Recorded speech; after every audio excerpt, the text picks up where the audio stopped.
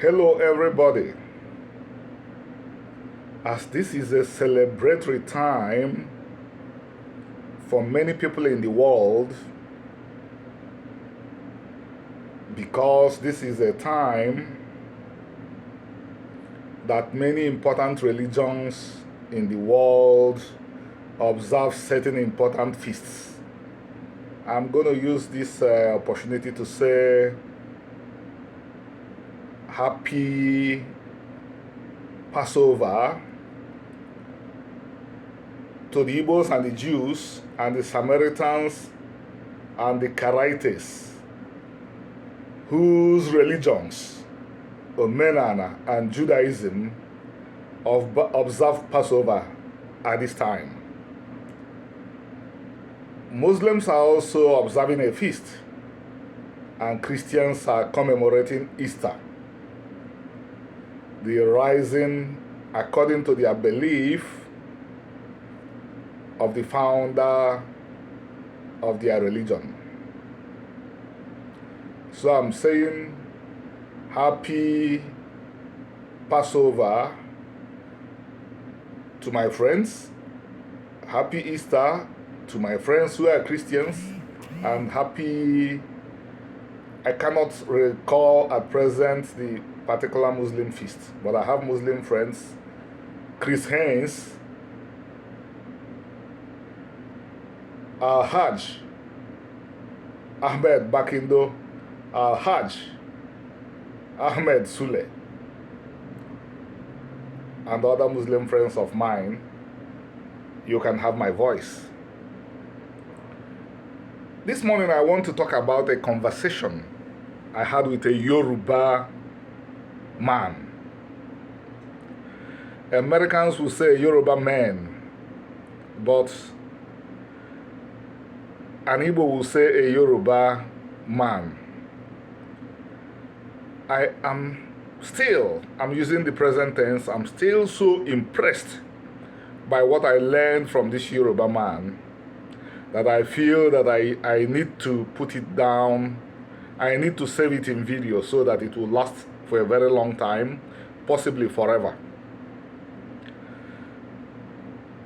About 2 weeks ago, this Yoruba man came in box to me and said to me that he has been following my write-ups and I presume my videos too. He was not the first person to tell me that my works enrich people.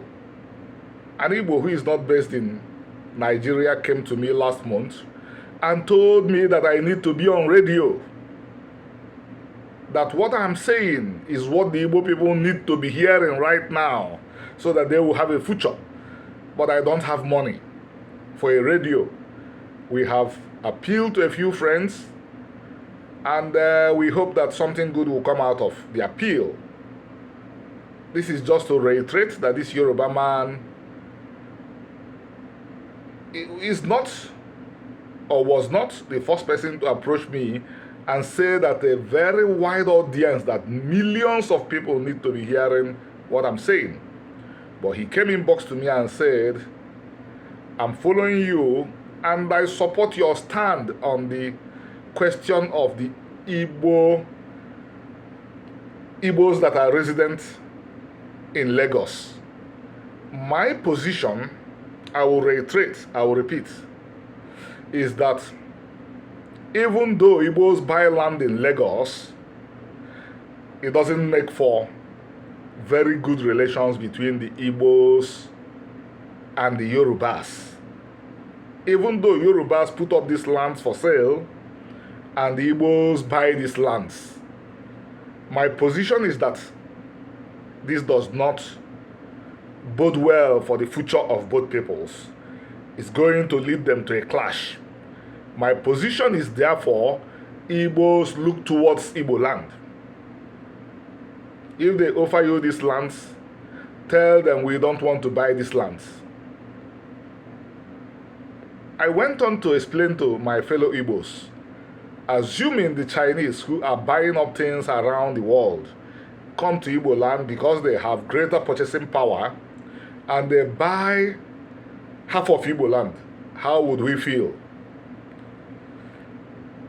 All the reasonable Igbos that have looked at this question responded candidly that Igbos will not be happy.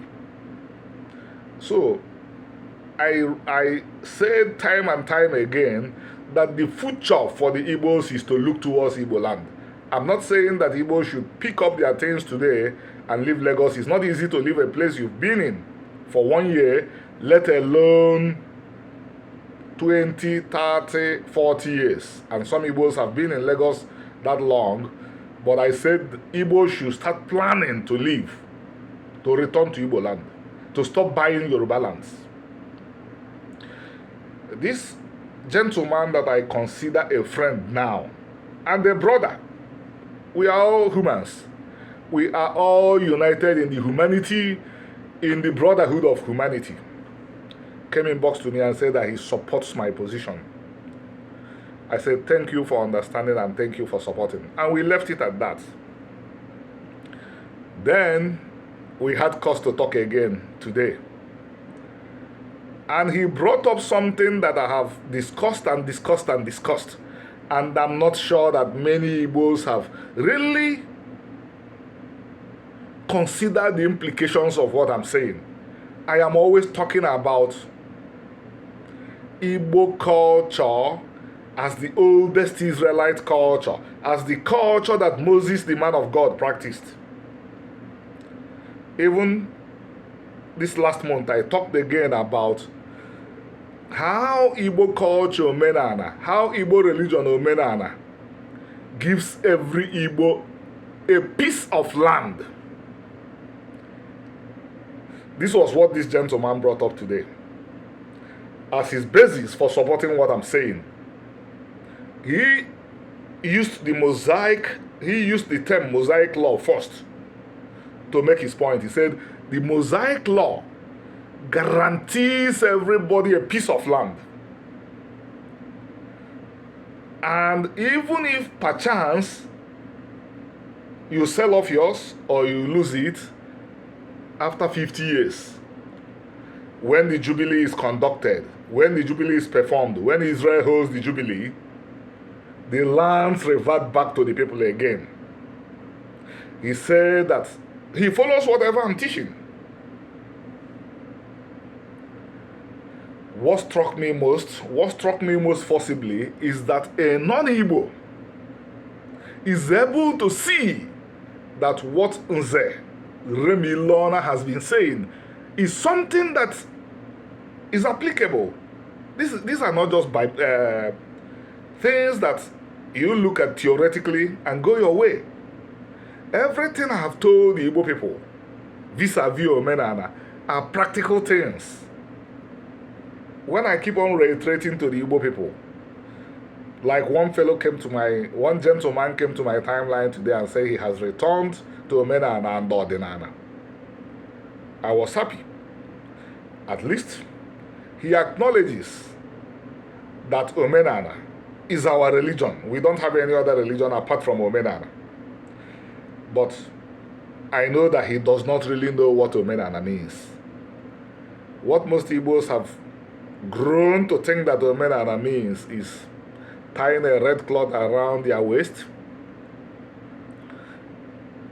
muttering Bumbo Jumbo as incantations, maybe even sinning by not slaughtering a chicken or a goat or a sheep humanely, committing a cardinal sin, because if you torture an animal, you have sinned. But this is what majority of my people think Omenana means today. Majority of Igbos will not understand that Omenana, that they own pieces of land in Igbo land because Omenana gave it to them. But a Yoruba quickly understood it and understood that even the Mosaic law, if the Igbos should decide to go back to that law that is based on Omenana, they will be careful. They will decline to buy these lands they are buying. And he made my day. Remember Jethro, the father-in-law of the great Moses, was a Midianite. but he told Moses how to move as far as division of labor is concerned. So it made my day that a non-Igbo understood what I'm saying and understood that this is practical. This is something that should be applied every day in our lives. That made my day. And on this note, I pause. But just for pausing, because I'm still insisting, I'm still appealing that you subscribe to this channel. Let's drive it up to 1,500 in this month. Thank you. Have a beautiful day.